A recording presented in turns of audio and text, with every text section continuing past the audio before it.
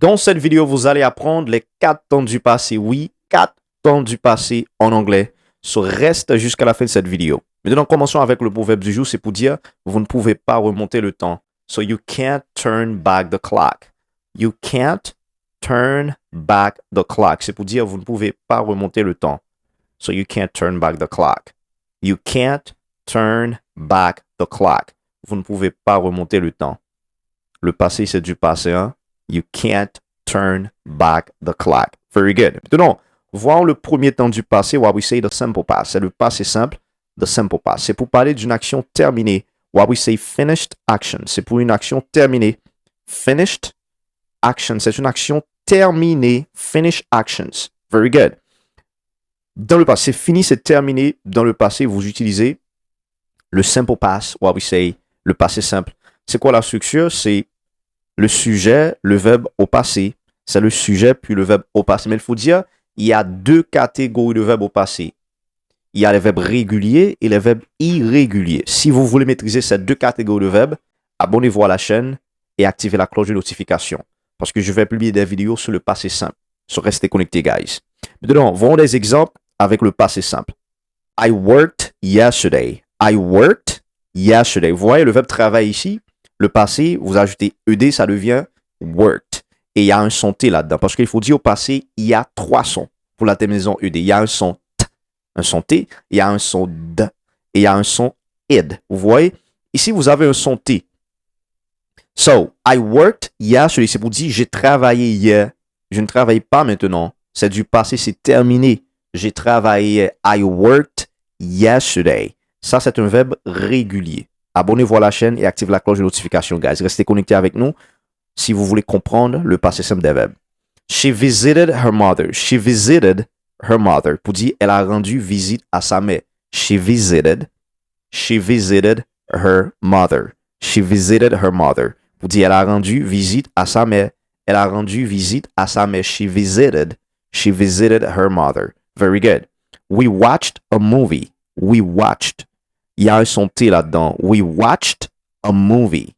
We watched. C'est-à-dire, nous avons regardé un film. We watched a movie. Pas maintenant, mais c'est du passé. C'est terminé. Nous avons regardé un film. So, we watched a movie. Maintenant, on va voir des phrases négatives avec le passé. Comme vous savez déjà, la négation se fait toujours avec l'auxiliaire et non avec le verbe. Oui, la négation se fait toujours avec l'auxiliaire et non le verbe. Par exemple, ici, je n'ai pas travaillé, c'est la négation, c'est I did not. I did not work. Vous voyez, la négation se fait avec l'auxiliaire, c'est did pour le passé. C'est I did not work, so I didn't work. Eh bien, did not, la forme réduite, c'est didn't. So I didn't work pour dire je n'ai pas travaillé. Vous voyez? So she did not come. She did not come or she didn't. She didn't come pour dire écoutez, elle n'est pas venue. She didn't come. She didn't come. Vous voyez, c'est l'auxiliaire did au passé. Maintenant, voyons les questions. Vous voyez, la question commence avec did, auxiliaire. Par exemple, did you study? Did you study? As-tu étudié? Ouais, did you? Did you study? Si la réponse est positive, vous dites yes, I did. Yes, I did. Et si c'est négatif, vous dites no, I didn't. No, I didn't. Like didn't. Very good. Yes, I did. Vous dites oui, j'ai étudié. Yes, I did. Ou bien no, I didn't. Very good. Did they call you? Did they call you? T'ont-ils appelé? Ouais, did they? Did, ici c'est l'auxiliaire. Parce que lorsque vous posez des questions, c'est toujours l'auxiliaire, guys. Did they call you? Parce que vous voyez ici, c'est une question fermée. C'est une question que vous pouvez répondre par oui ou non, parce que ça ne commence pas avec un mot interrogatif. OK? La question c'est did they call you? Ont-ils appelé? Did they call you? Maintenant, voyons le deuxième temps du passé. Oui, c'est le passé continu. We say the past continuous or the past progressive.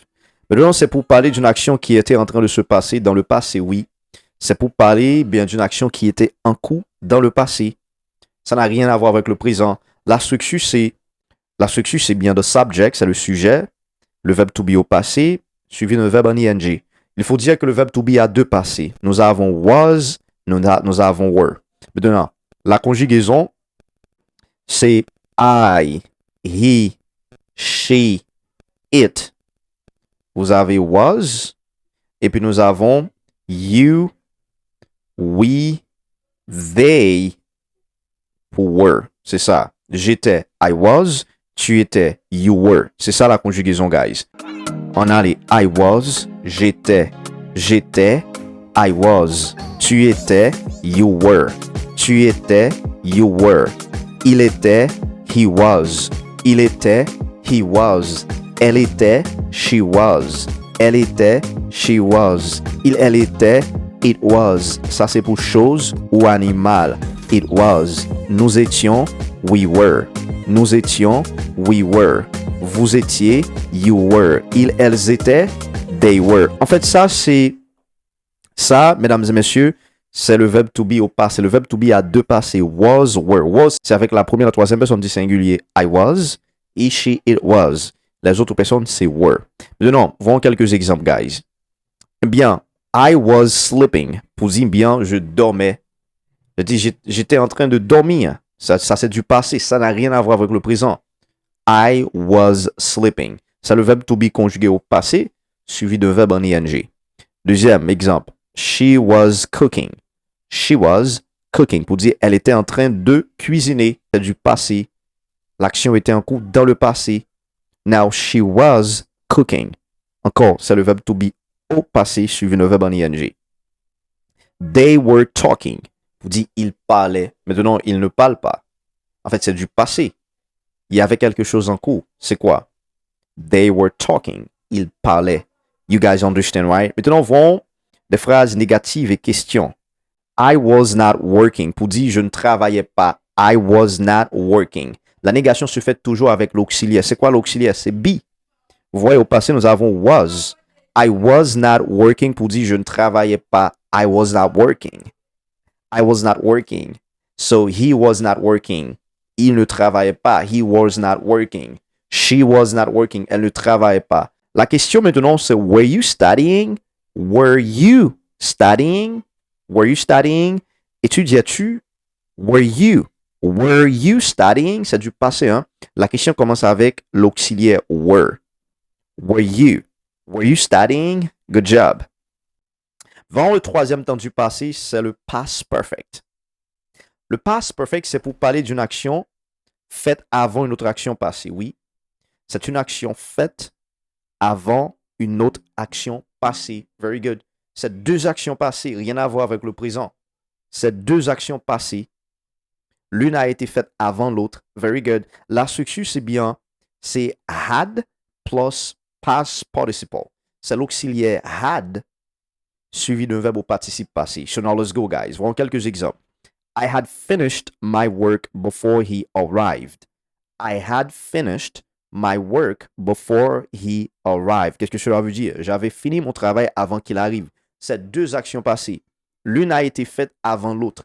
Vous voyez, ça n'a rien à voir avec le présent. C'est deux actions passées. L'une a été faite avant l'autre. Écoutez attentivement. So, I had finished my work before he arrived. I had finished my work. La première action, c'est que I had finished my work. Et la deuxième action, c'est before he arrived. You guys understand. C'est deux actions passées. L'une a été faite avant l'autre. So, she had eaten before the meeting.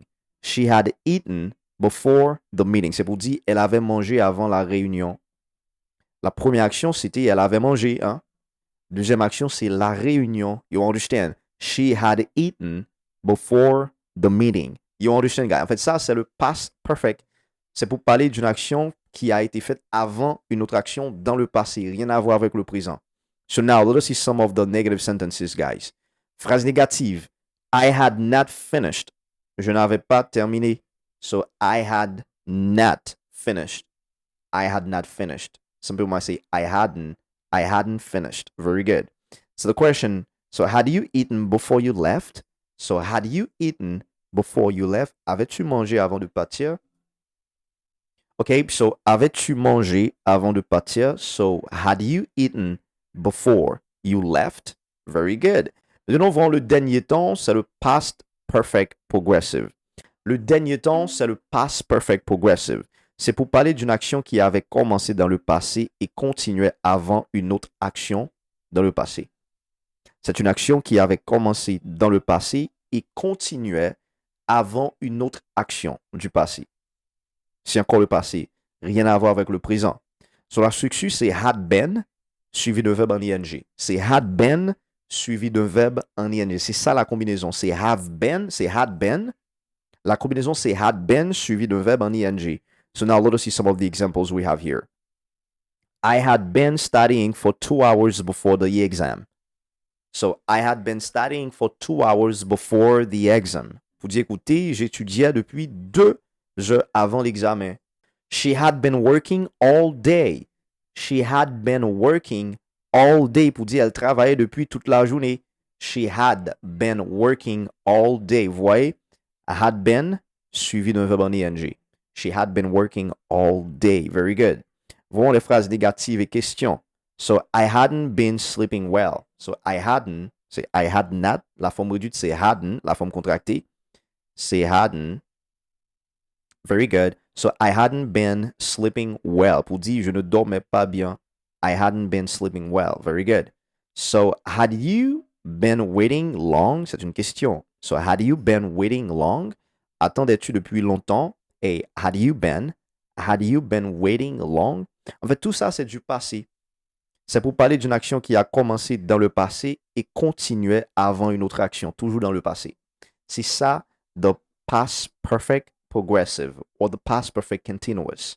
OK, guys, c'était les 4 temps du passé en anglais. Si vous aimez le travail, n'hésitez pas à vous abonner à la chaîne parce que, écoutez, je publie 3 vidéos par semaine pour vous aider à grandir rapidement en anglais. Et je dois vous dire que j'ai créé une communauté sur mesure pour vous, guys. Si vous voulez parler anglais cette année, vous voulez grandir, n'hésitez pas à nous retrouver. Le lien est dans la description de la vidéo. N'hésitez pas à cliquer sur le lien pour avoir accès à notre communauté. Nous avons des cours pré-enregistrés dans la communauté et des classes tous les jours.